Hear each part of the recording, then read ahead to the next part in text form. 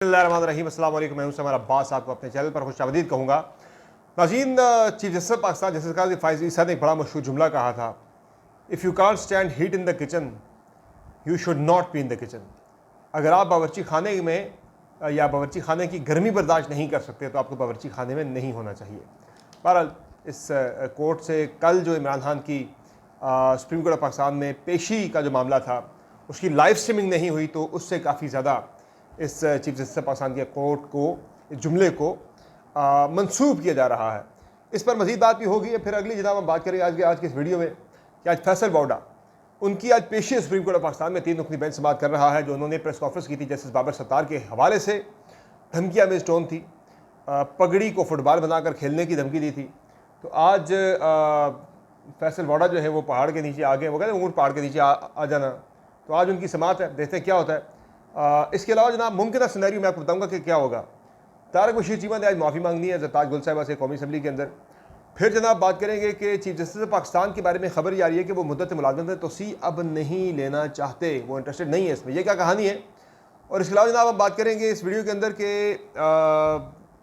190 million pound case की आज समात हो रही है। बड़ी इंपॉर्टेंट समात है आज, बहुत ही फैसला कुन किस्म की समात है। इसमें क्या होने जा रहा है आपको बताऊंगा। चूँकि गैर मामूली ये समात आज, चूँकि जज की तरफ से नोटिस जारी किए गए हैं। वकला को नोटिस नहीं होते, आगाह किया जाता है अमूमन, लेकिन आज कुछ खास मामला है, आपको बताएंगे इस हवाले से भी। हत्या इज़्ज़त का कानून जो पंजाब हुकूमत बना रही है वो मुस्तरद कर दिया साफ़ियों ने। और इसके अलावा जो इमरान खान की समात के दौरान एक तस्वीर जारी हुई थी उसका समस्या जो है वो, यानी उसकी जो एक कंट्रोवर्सी थी उस पर इतला जारी है कि बंदा पकड़ा गया। बंदा कौन था आपको बताएंगे। आपसे रिक्वेस्ट है कि आपने अब तक अगर चैनल को सब्सक्राइब नहीं किया हुआ चैनल को सब्सक्राइब जरूर कर ले। वीडियो आपको पसंद है तो लाइक करें और बेल आइकन प्रेस करना ना भूलें ताकि आपको तमाम वीडियो का बर वक्त नोटिफिकेशन मिल जाए करें। अच्छा जनाब, कहानी जो है वो है फैसल बौडा की। सबसे पहले बल्कि पहले ज़रा चीफ जस्टिस पाकिस्तान ने कल जो इमरान खान की समात के दौरान लाइव स्ट्रीमिंग जो नहीं हुई कल, उस पर बाकी तो तनकीद हो ही रही है, लेकिन वो जुमला जो है चीफ जस्टिस का ही जो था कि if you can't stand the heat in the kitchen than you should not be in the kitchen. ये जुमला chief justice Pakistan justice Qazi Faez Isa ने एक केस की समात के दौरान रिसेंटली कहा था, और वो केस था तहरीक इंसाफ के मुतअद्दिद रहनुमाओं के पार्टी छोड़कर जाने के बारे से। यानी वो ये तंज कर रहे थे उस समात के दौरान तहरीक इंसाफ के उन रहनुमाओं पे कि जो ज़रा सी सियासत में गर्मी देखी और पार्टी छोड़ के भाग गए। तो उन पर तंज करते हुए चीफ जस्टिस ने जुमला कहा था। अब वो जुमला मुड़ के उनके अपने ऊपर आ गया है कि कल की समात पे इमरान खान की जो है जब उनकी पेशी थी अदालत में वीडियो लिंक के ज़रिए, तो इस अहम तरीन केस की वीडियो स्ट्रीमिंग जो है वो, यानी लाइव स्ट्रीमिंग जो है वो ना करने पर चीफ जस्टिस पाकिस्तान को इसी जुमले को बार बार फेस करना पड़ रहा है कि भाई आपने लाइव स्ट्रीमिंग का जो खुद से फैसला किया था, जिस पर आपको काफ़ी ज़्यादा सताइश भी आपको मिली थी, तो उस फैसले के बरखिलाफ़ आपने कल इमरान खान चूँकि पेश हुए थे अदालत में तो आपने उसकी लाइव स्ट्रीमिंग नहीं की। ताहम एक चीज़ ज़रूर हुई कि जो तस्वीर थी इमरान खान की वो लीक हो गई। अच्छा, तहरीक इंसाफ वाले भी ना बड़े जुनूनी हैं, बड़े जज्बाती हैं।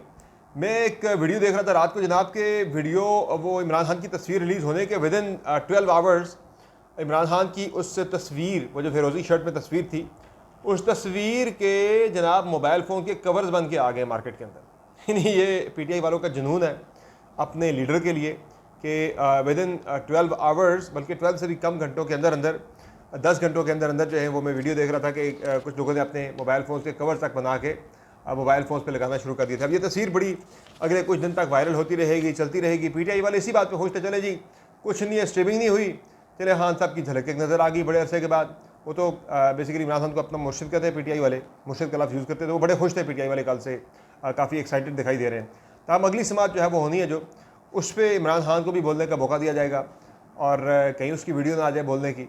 तो ये एक और डिसाइसिव मौका होगा जब वो इमरान खान उन चीफ जस्टिस काज़ी फ़ाइज़ ईसा से मुखातिब होंगे कि जिनके बारे में अभी पिछले हफ्ते ही उन्होंने लिखा था जनाब के आप जो है वो आपने स्टैंड नहीं लिया इसलिए कि भाई आप जो है वो आपके सामने ये सारा कुछ हो रहा है, इतनी जुल्म ज़्यादतियाँ हो रही हैं, लेकिन आप जो स्टैंड इसलिए नहीं ले रहे कि भाई जो यानी आपको यानी कि ख़तरा कोई नहीं है कि भाई आप यानी बुरे को आप रोक नहीं रहे। ये बड़ी सख्त किस्म की उन्होंने तनकीद की थी चीफ जस्टिस काज़ी फ़ाइज़ ईसा के ऊपर।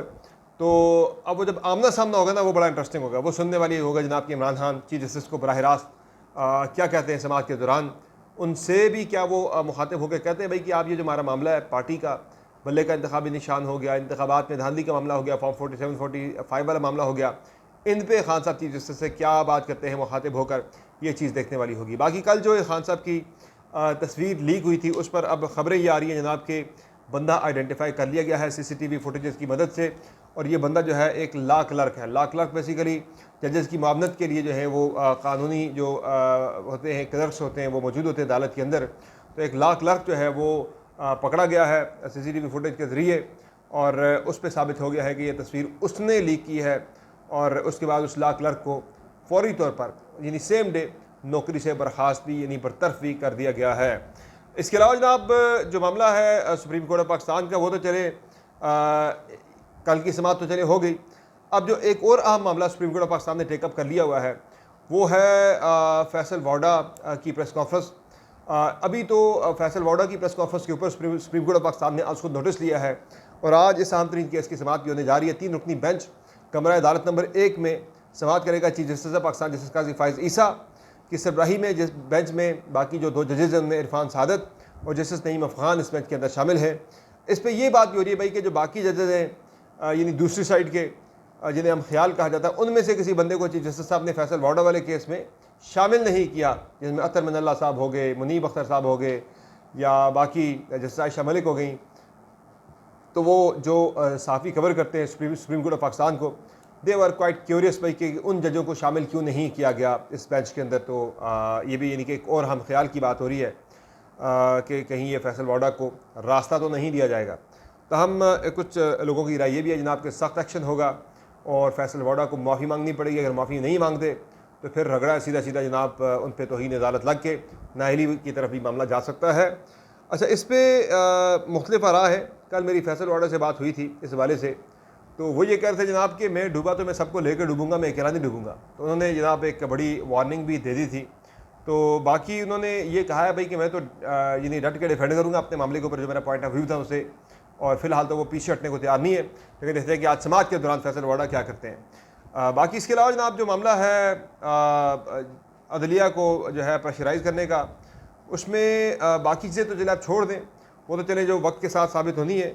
अच्छा, एक और मामला हुआ है, एक और काम हुआ है जिससे देखें ना, अब जब अदलिया का जो कंडक्ट है, कुछ अदालतों का जो कंडक्ट है, वो अपने कंडक्ट से जनाब ये साबित करती हैं किसी कोर्ट ऑफ लॉ में, किसी इंक्वायरी कमेटी बन के या कोई कमीशन बन के ये चीज़ें साबित करना शायद मुश्किल हो। लेकिन आप जब सामने चीज़ें होती हुई देखते हैं तो आपको नज़र आ रहा होता है कि जनाब ये अदलिया कॉम्प्रोमाइज़ हो चुकी है। आपने खुद देखा कि साइफर केस के अंदर जिस तरह से इमरान खान को सज़ा दी गई, जिस तरह से ये जो मामला था इद्दत में निकाह केस वाला, उसमें जिस तरह से इमरान खान को सज़ा दी गई, तोशा खाना के केस में जिस तरह से इमरान खान को सज़ा दी गई, लंबी लंबी समातें हुई, 12-12 14-14 घंटे की समातें चली, और जिस अंदाज में चली वो आप सबके सामने है कि जरा से भी महरूम कर दिया गया था इमरान खान को, उनके वकला को।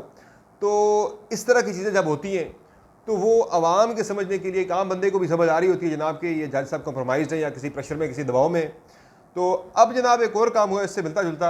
आपको पता है कि 190 मिलियन पाउंड केस में इमरान खान को ज़मानत का बल गिरफ्तारी जो है कि उनको ज़मानत तो मिल गई है इस केस के अंदर, लेकिन केस का मेन ट्रायल अभी चल रहा है।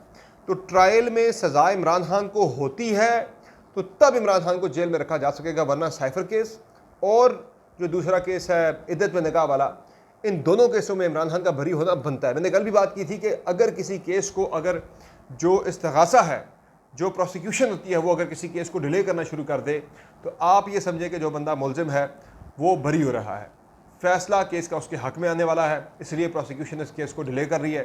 तो इन दोनों केसेस में आपने देख लिया जनाब, साइफर के अंदर भी और इद्दत में निकाह केस के अंदर भी, कि जिस तरह से प्रोसिक्यूशन की तरफ से केस को डिले किया जा रहा है। कभी एक केस में वकील गायब हो जाता है, कभी दूसरे में वकील गायब हो जाता है, कभी महीने महीने की तारीख मांग ली जाती है। तो दोनों को पता है कि इन दोनों केसेस में इमरान खान ने हो जाना है बरी, इसलिए जितना डिले हो सकता है उसे गनीमत जान के इमरान खान को जेल में रखा जाए। क्योंकि अब आपके सामने ही कल इमरान खान को 190 मिलियन पाउंड केस पे ज़मानत मिल गई थी। सिर्फ जो किसी के केस में गिरफ्तार किया हुआ, हिरासत में लिया हुआ, उसमें ज़मानत मिली थी, अभी सज़ा होना बाकी इमरान खान को। तो आज जो इस केस की समाअत होने जा रही है, इसमें आज ये जनाब के इमरान खान के और बुशरा बीबी के जो वकला हैं, उन्हें आज बाकायदा नोटिस भेजकर अदालत की तरफ से कहा गया है कि आपने मेक श्योर करना है, अपनी अदालत के अंदर अपनी पेशी को यकीनी बनाना है।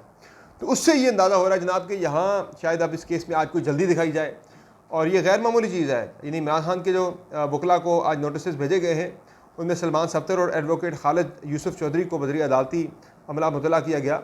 और एडवोकेट खालिद यूसुफ चौधरी का ये कहना था कि 190 मिलियन पाउंड रेफरेंस में अचानक तेज़ी दिखाई जा रही है। अदालत के ज़रिए वकला को समात से मुतल्लिक हमेशा मुतला किया जाता है, यानी इतला दी जाती है। ये पहली दफ़ा है कि किसी अदालत के ज़रिए वकला को नोटिस जारी किए गए हैं कि जनाब आपने मेक श्योर करनी है अपनी हाज़िरी। तो उससे अब ये लग रहा है कि इस केस के अंदर सज़ा शायद इमरान खान को दे दी जाए। यहाँ सज़ा दी जाएगी, फिर वो अपील में जाएंगे, अपील लगेगी, महीना 2 महीने उसमें निकल जाएंगे। इतने देर में एक और जो वो तोशाखाना 3 या 4 तैयार किया हुआ है वो केस मैच्योर हो जाएगा। फिर 9 मई वाले केसेस भी चलने ताकि इमरान खान बाहर ना आ सके। तो ये जो मैंने आपको टाइमलाइन बताई भी थी, पहले 1.5 साल की टाइमलाइन थी, अब लोग कह रहे हैं कोई 8-9 महीने की फिर भी है ही है कि फ़िलहाल जो प्लान है रियासत का वो ये है कि इमरान खान को अगला साल 1.5 साल जो है वो जेल से बाहर नहीं आने देना। तो इस केस में 190 मिलियन पाउंड केस में मुझे ये लग रहा है कि आज इस केस में इमरान खान को इस केस में कुछ अहम पेशरफ हो सकती है। सज़ा सुनाए जाने की तरफ ये मामला जा सकता है या उस पर मज़ीद जो है वो तेज़ी यानी लंबी समात चल के को यानी इस केस को कंक्लूड करने की कोशिश की जाएगी। बाकी इसके अलावा जनाब जो मामला है चीफ जस्टिस पाकिस्तान के वाले से ख़बर पिछले काफ़ी अर्से से गर्म थी। खुद हुकूमती वज़रा ने इस तरह का इबहाम है खुद पैदा किया था तारिर साहब ने पहले, और बाद में आज़म नज़ीर तारिर साहब ने जनाब कि फ़िलहाल ऐसा कोई फैसला नहीं है लेकिन इसे रूल आउट भी नहीं कर सकते। तो अब ख़बर ये सामने आई है जनाब हसनात मलिक साहब जो कि सुप्रीम कोर्ट ऑफ पाकिस्तान को कवर करते सीनियर सहाफ़ी हैं, उन्होंने ये इंकशाफ किया, ये ख़बर दी है कि जनाब chief justice Pakistan justice Qazi Faiz ईसा साहब जो है उन्होंने वज़ीर आज़म साहब को आगाह कर दिया, हुकूमत को आगाह कर दिया है कि भाई वो एक्सटेंशन लेने में दिलचस्पी नहीं रखते। वैसे भी अब जो केस का फ़ैसला आ चुका है 3 रुकनी बेंच ने जो फ़ैसला दिया है रिसेंटली जस्टिस मंसूर अली शाह की सरबराही में तहरीक इंसाफ की मखसूस नशिस्तों के वाले से, तो अब हुकूमत के पास 2 तिहाई अक्सरियत नहीं रही। कौमी असम्बली के अंदर 2 तिहाई अक्सरियत वाला काम हो गया ख़त्म। तो इस वजह से अब वैसे भी हुकूमत जो है वो कोई आइनी तरमीम करके चीफ जस्टिस की मुद्दत मुलाज़मत बढ़ाई जा सकती थी कि आया आप या फिर सिर्फ जज की एज जो है रिटायरमेंट की वो आप बढ़ा देते 2 या 3 साल, या फिर आप कर सकते थे कि आप जो यानी कि रिटायरमेंट की एज बढ़ाने के साथ साथ दूसरा ये था कि जज का आप टेन्योर बेसिस से कर दें, भाई 3 साल का टेन्योर होगा या 2 साल का टेन्योर होगा, तो वो तरमीम अब की जा नहीं सकती। तो वैसे भी काम अब काफ़ी मुश्किल हो गया।